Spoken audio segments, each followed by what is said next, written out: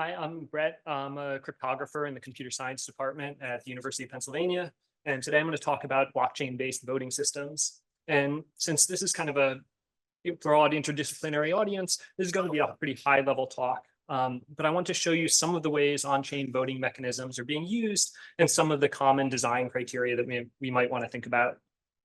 So in the blockchain space, voting is used in two fundamentally different ways. So one is for electing block producers, and the other is in DAO governance, which we just heard about a little. And I think it's useful to think about these two applications fairly separately because the goals are pretty different. So in the first part of the talk, we'll focus on mechanisms for choosing block producers and validators. And in the second part of the talk, we'll look at DAO governance. So in most blockchains, the role of adding blocks to the chain and then coming to consensus on these blocks is given to a decentralized set of block producers or validators. And most blockchains have some mechanism for selecting block producers by lottery or by some form of stake-weighted voting. And so if we're going to design a voting mechanism for electing block producers, we need first to decide what are the goals for this mechanism. So in most blockchain systems, if a sufficient fraction of the validators are malicious, then they can undermine the consensus protocol. And so one thing we might want to do is design a system to avoid consensus failure. So in proof of work chains, it's easy to imagine these 51% attacks. So like in Bitcoin Gold suffered a 51% attack where malicious validators reorganized the chain and executed double spend attacks. And this kind of thing is possible in proof of stake chains as well. And in Ethereum, when an attacker needs even less than 50%, they usually need to control only about 33% of the validators in order to attack the consensus mechanism to either halt the chain or do something worse. So in both proof of work and proof of stake consensus, the mechanism is vulnerable if a large fraction of the validators can act maliciously. But proof of stake is sort of more interesting from a voting standpoint because in most proof of stake systems, users are either implicitly or explicitly electing validators by delegating their stake or voting for them effectively. And now on Ethereum, there's no native way to vote for block producers. You can do this through services like Lido or Coinbase staking, which allow you to delegate to other validators who will validate on your behalf. And so this also kind of changes the voting mechanism. And I'll talk about this a little more in a bit. Whereas in other proof of stake systems like Cosmos, stake-weighted voting is baked directly into the blockchain. And the Cosmos SDK provides a staking module that handles this kind of voting procedure, but it implements like one specific type of voting. But whether the voting is implicit or explicit, we can think of staking as a way of electing block producers or validators. And if a third of those validators are dishonest, then they can do serious damage to the chain, either halting or the chain or reorganizing the blocks to execute double spend attacks. So one key goal of any mechanism for selecting validators is to ensure that at least 2/3 of the elected validators is honest. And although our main goal is to ensure that 2/3 of the validators are honest, even a single malicious validator could potentially attack the chain. For example, on Ethereum, malicious validators have executed these unbundling attacks where they've stolen MEV from block builders. So this is something that can happen that's maybe chain specific. These types of attacks would be different for different chains, but it's also something we might want to consider. So if we think of a primary goal is to ensure that like 2/3 majority of validators are honest, it would be nice if we could also minimize the probability of ever electing even a single dishonest block producer. So with these goals in mind, let's look at sort of one dimension in which common proof of stake systems have different election mechanisms. So in some blockchains like Ethereum, every candidate with any stake has a chance to become a block producer and participate in validating blocks. But in other designs, block production and validation is restricted to the small committee of block validators who have the highest stake. So in Cosmos, in most Cosmos-based chains, there's some threshold, and only validators who receive enough delegations or votes get them above the threshold actually get to participate in consensus, and everybody else is basically fully excluded. So in the Cosmos Hub, it's only the top 180 validators, the 180 validators who have the most stake or the most votes get to participate. Or in Axelar, which is another Cosmos chain, it's restricted to the top 75. And intuitively, it seems like having a small committee would maybe decrease the chances of electing a single rogue block producer, but might also decrease the cost of taking over a third of the active validator set. And we also might have concerns that a committee is basically less sort of egalitarian or less decentralized. But whether you're electing a committee or simply adding weight to different validators, there's sort of multiple different ways that users are asked to vote. And this is one of the things that I want to think about. So in like Cosmos, voting or delegation is built right into the chain so that you expect users to delegate to candidates. And this is like a continuous voting system where you can change your vote at any time. There's a 21-day unbonding period, but you can move your votes around sort of almost instantly. Whereas in Ethereum, delegation is not built into the chain. You need a second layer like Lido to handle delegations. And this changes the voting procedure pretty significantly because now you don't directly vote for candidates, you delegate to Lido. And then the Lido DAO holds a totally separate voting process to decide which validators will receive these delegations. And this is a different kind of voting mechanism than this direct voting. And finally, even a different mechanism that's used in some places is this approval voting, where you can approve of multiple candidates. And so like with direct delegation, you can always split your vote, but in approval voting, you can approve of more than one candidate and they each get the full weight of your vote. And blockchains like EOS and Telos use this approval voting to elect block producers. So one question we asked in a paper in management science a couple years ago is, if you're electing block producers to a committee, should you use this sort of standard stake-weighted voting or stake-weighted approval voting if your goal is to basically ensure an honest supermajority in your committee? And so we imagined a sort of model where there are two types of validators who they can either be honest or dishonest. And all voters are basically have aligned incentives to elect a committee that has an honest supermajority, but each voter has imperfect information about the type of each candidate. And with stake-weighted approval voting, each voter can approve of a set of candidates, and the K candidates who receive the largest stake-weighted approvals are elected to the committee. And one of the complexities of approval voting is there's not a unique honest strategy. So if you think, candidate B is the most likely to be honest, and then A, and then D, and then C, do you approve of just one or two or three or four? It's not immediately clear sort of what you should do as a strategic voter. And so if you consider a model with, M candidates, and each candidate has one of two types, and each candidate has some probability of being honest or malicious, and there are N voters who each receive a signal about the candidate's type, you can now calculate the posterior probability that a candidate's honest. And now you have to choose how many candidates to approve of. And this is actually like a pretty hard problem to solve in general. And even though it's hard to solve in general, even if you follow a sort of really simple suboptimal strategy, sort of we call the cardinal voting strategy, where you just say, I'm going to sort the validators by who I think is the best, and I vote for the top one or the top two or the top three. What we find is that basically voting for the top one is kind of the worst, and voting for two is better, and voting for three is a little better up until some threshold. But the sort of key take home here is if you only vote for one person, right, this is the same as the single choice voting. And you end up with sort of the lowest probability of electing this sort of honest supermajority here, because the approval voting allows you to sort of aggregate more information. Even though the sort of approval voting is really only used in sort of irrelevant chains now. But it's sort of interesting to consider lots of other things as well. So I mentioned these couple of axes where we can categorize different mechanisms, whether it's a committee that takes part in validation or whether you can approve of multiple candidates. But there are other sort of natural sort of extensions that we might want to consider. So we can consider like a quadratic approval voting, where each voter's weight is proportional to the square root of the stake that they have, rather than increasing linearly with stake. And we'll go into a little more detail about quadratic voting later in this talk, because it's used in other places in the blockchain space. But we could also consider richer voting mechanisms like ranked choice voting, which gives even more information than sort of approval voting.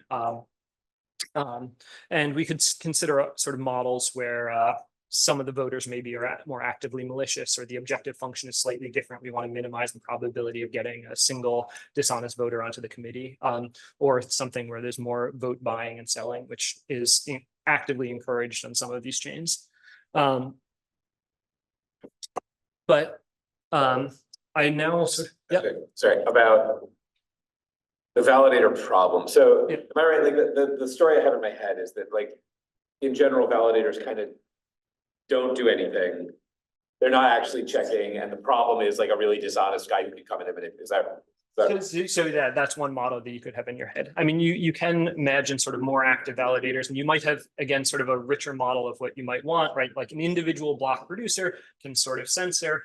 Things get more complicated when you have sort of, proposer builder separation, and now it's maybe at the builder level that there would be some censorship or something. But sort of in the simplest model, you elect a block producer, they get to choose what goes in that block. So you could censor for some short amount of time.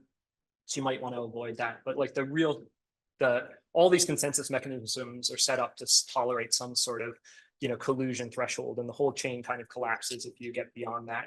And a lot of the like proofs of security and stuff basically sort of work in that model. So in a functioning blockchain environment, is it the case that like being a validator is just like a purely mechanical thing? Like that's sort of the hope, yeah. And so mostly you just said it, it's totally automatic. So in that world, this kind of pure information aggregation model is kind of the right. You're not worried about incentivizing these guys. Like it's really not so much. So Brett, so I feel like the benefits of approval voting is one of the takeaways here. Yeah, I mean, that was sort of what I was thinking about this. And so if you wanted to incorporate it into one of the chains that's not irrelevant, yeah. Any thoughts about what that would look like? It seems pretty straightforward to do in a Cosmos-based system where there's already just a voting module, and it's sort of already separated, right? It seems harder in something like Ethereum, because if you like Lido can't really do that. If I stake ETH to Lido, they can't give it to multiple people and have the base chain count it twice, right? And so you would need some, like sort of you would need a hard fork of any of these chains to do something like that. One question. Yep. In the Cosmos version, if you delegate to multiple, like validators earn reward for you staking with them, right? Yep. Wouldn't you always just go with the one that has the highest yield? So then there's also things like this, that the validators you earn rewards by staking to the validators, right? So the validators earn some inflation, right? They earn block rewards, and then they pass some of it on to you. And there's a marketplace now for, you can even view this as vote buying, right? That they will say, I am going to give you this percentage back, basically. And these markets are the things are fairly competitive. So you also could imagine this, that maybe you only want to stake to the highest yield people. In practice, right, it's not that there is slight variations of yield, and the people with the highest yield don't get 100% of the stake. So there's something else at play there, but that certainly plays into it. But the variations are not huge, I think, on most of the Cosmos chains. But it is effectively vote buying, which is kind of an interesting thing. So I want to now, talk a little bit about some of DAO governance, where the mechanisms are sort of really different, and I think the goals are really different too. And so we sort of heard this analogy. I think thinking of DAOs as sort of corporate governance is a really sort of good way to think about DAOs. And so you can ask now, sort of, why are they designing these governance systems? So a cynical take is basically DAO structures are designed to provide the veneer of decentralization to guard against regulatory oversight. This isn't very interesting from a mechanism design standpoint. And as we saw from the CFTC's lawsuit against UkiDAO, it also doesn't seem to provide a lot of regulatory cover. So let's sort of drop that and think of like other reasons why DAOs might want to have voting. So one possible goal is to think of voting as a crowdsourcing mechanism, sort of to try to tap into the wisdom of the crowd. Another goal is to ensure something that minority stakeholders don't get disenfranchised. And a final and sort of somewhat contradictory goal is to ensure the protocol itself is protected against hostile takeovers while still having some amount of decentralization. So let's start by considering the DAO as a mechanism for crowdsourcing. So one common type of vote in a DAO is for some kind of system parameters that take values in like a continuous space. And so this is a proposal from Compound, which is a lending protocol. Is everybody familiar with Compound or on-chain lending? No. So basically, Compound is an on-chain lending platform, and you can put up one token as collateral and borrow another token against it. And it requires all loans to be over collateralized because there's no background checks. So these collateral factors are saying if you went to Compound and you put up BAT as your collateral, you could borrow up to 65% of the value of your collateral in some other token. That's the 65% collateral factor. And this thing is saying, let's change that to 62%. So if you put up BAT tokens as collateral, you could borrow only 62% of that value in something like USDC. The idea is basically if the collateral factor is set too low, no one will use the protocol because you can't borrow very much. And if the collateral factor is set too high, if the price of the collateral drops, they can't call back your loan. So the protocol itself might lose money. So it puts the protocol at risk. And so there's some sort of optimal value of this depending on people's demand for loans and sort of the price risk on this collateral. And I put this up as an example because I imagine sort of very few people in the audience have any sense of whether a collateral factor of 62% or 65% would be better for the protocol. And pretty much nobody has any sort of ingrained opinions of which is better. You just kind of want to do whatever is going to make the protocol more money and expectation. But you don't really have a good sense of this. And so one natural thing to do if you're a protocol and you're trying to decide on some continuous parameter like, you know, a collateral factor or an interest rate or something like this would be to allow token holders to vote directly for the parameter value and then set the parameter to be the weighted average of the user's votes. This is like a kind of natural mechanism. And the 1inch protocol does this in some of its votes, and they call this kind of instant governance. It's kind of a nice, clean thing. And so we studied this model in a paper on token weighted crowdsourcing. And so we considered a model where there's some parameter you're voting on, and there's some unknown optimal value Q that's going to give you sort of the maximum profit for your protocol. And each voter gets some signal about what they think the optimal value is. And then they have to choose a vote, what they want to vote. And then the platform sets the parameter to be the token weighted average of the user's votes. And then the final payoff to the platform and then sort of back to the users is based on the accuracy, that how close this token weighted average gets to the sort of underlying true value. And the platform's payoffs are distributed proportionally back to the token holders. That's sometimes viewed as sort of the idea of holding these governance tokens as you get the profits of the platform. And we can also consider an extension where voters can basically expend costly effort to improve their precision to get better accuracy about what the true value is. And this is sort of one of the arguments for this kind of token weighted voting to begin with, is that like people who have a lot of tokens are more incentivized to maybe put in the effort to figure out what's going on because they're the ones who are going to reap the rewards of this. And so one thing we find is that in these kind of models that this token weighted aggregation is basically suboptimal compared to a central planner who could assign weights better, even if you allow voters to go out and get extra information. Instead, there's kind of a free rider problem that you'd rather basically let other people do this for you. And so if that's not sort of ideal from a governance setting, but in fact, most DAOs don't use this type of direct voting.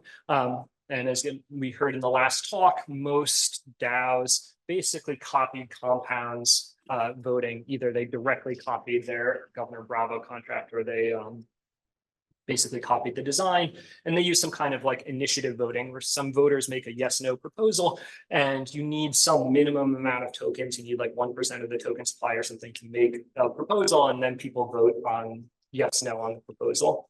And the proposals are open for some window of time, usually like 3 days. But you could have it be continuous voting, and MakerDAO does continuous voting. It doesn't say there's some window of time. You can always vote. You can just change your vote continuously. And so this is also sort of an interesting dimension, is why is sort of Maker the outlier here, right? I mean, I think it's kind of just because people thought it was easy to copy the governance contracts. But from a design standpoint, it seems continuous voting kind of feels nicer for a lot of things. Maybe it doesn't work for everything. If you say, I'm going to deploy on some chain, you can't like undeploy really easily. But for some things where you're changing parameters, it seems sort of more natural than having like a short window. So in initiative voting, in order to change some parameters, right, somebody has to make the proposal. So who makes the proposal? Here's some proposal from AVE, and this is proposed by ACI. And basically, often what happens is the platform contracts with professional risk analysts. And so they hire some company using DAO funds. So their DAO votes to pay a risk analyst to basically make proposals for them. And these professional risk analysts basically propose parameters, and then the stakeholders vote yes, no. Right. So now this is like a totally different mechanism for aggregating of like what should the optimal parameters be. And now the stakeholders still, the original token holders still have a veto power because they still have to approve this proposal that was made, but it's they don't have to suggest the values. But in practice, they basically always say yes on these proposals, and you'd kind of expect that if you're paying somebody out of the treasury to suggest values. You know, here's an example: Gauntlet proposed some parameters, has unanimous support. And you know, if you look, most of these this is from AVE. These all the last whatever that fit in my window have, you know, a unanimous support for these things. And now this is partially because we've seen some of this. Some of these are proposed off-chain first, and they only make it to an on-chain vote when there's overwhelming support already. But I think it's also partially because the individual voters have no information of what these parameters should be. Yeah. Sorry, just a question. That 23 addresses means 23 different wallets voted total. That means Yeah, that's going to be 23 wallets voted on that. Okay, so it's pretty small. Yeah, most of these, there are very few people vote on any things, and it's like maybe 3 to 5% of the on AVE, like 3 to 5% of its total tokens vote, and it's in the low double digits of number of addresses that vote on an average proposal. And almost, you know, again, like this is not, I didn't have to cherry pick this. This is just literally the last like 10 votes or something. And it's almost all like this. Yeah, but partially you would expect this if you're hiring people to make your decisions for you, right? You would kind of, maybe this is a sign that this is functioning right. Now the thing is, not every proposal is made by the risk analyst. There are proposals made by other people, so you could separate that out.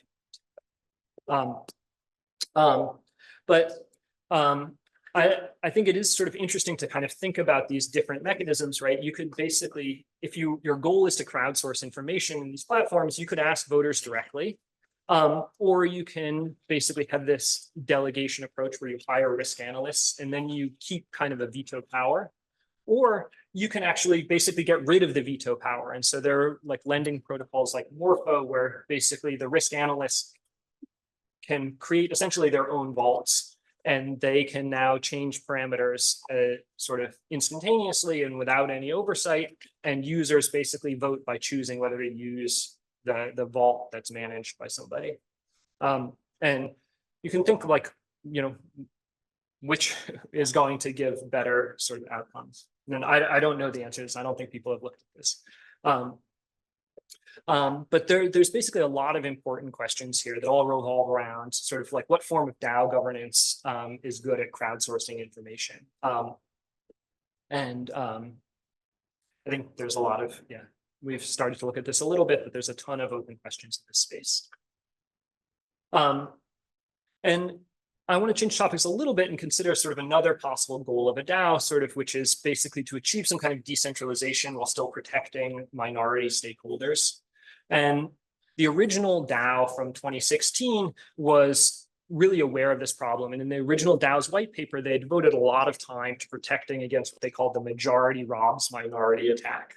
And this was important because the original DAO was basically a decentralized investment pool. Users put money into the pool and then they voted on where to invest it. And without some kind of mitigation for this kind of attack, you could basically put in 51% of the money into the pool and then vote to give it all to yourself and take all the rest of the money. Now, this is still a problem, though, in modern DAOs, because they regularly have votes of where to invest their treasury funds. For example, whether to pay a risk analyst for some. And so the original DAO had some mitigations. They said, we're going to have a set of curators, basically, who had to prove any investment. And this kind of undermined the whole decentralization, because since voters could only invest in projects that were approved by this small set of curators. But then they also said, we're going to allow users who don't like this to kind of split their money into a child DAO if you don't like the majority vote.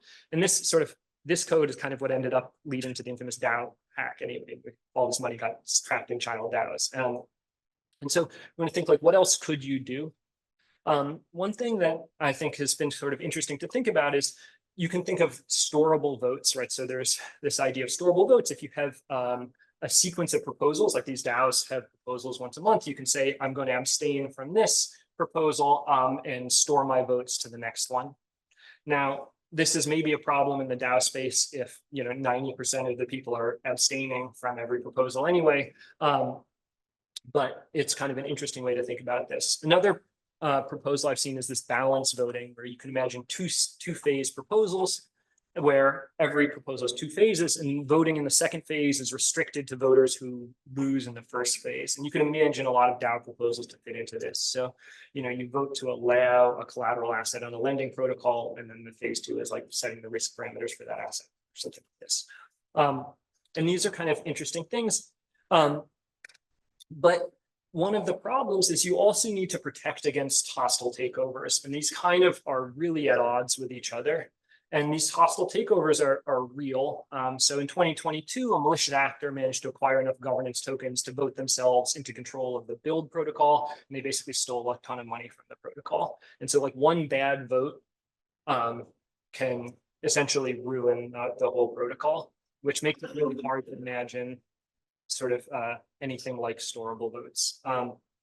And Tornado Cash also had this problem that their DAO got robbed by approving a single malicious proposal.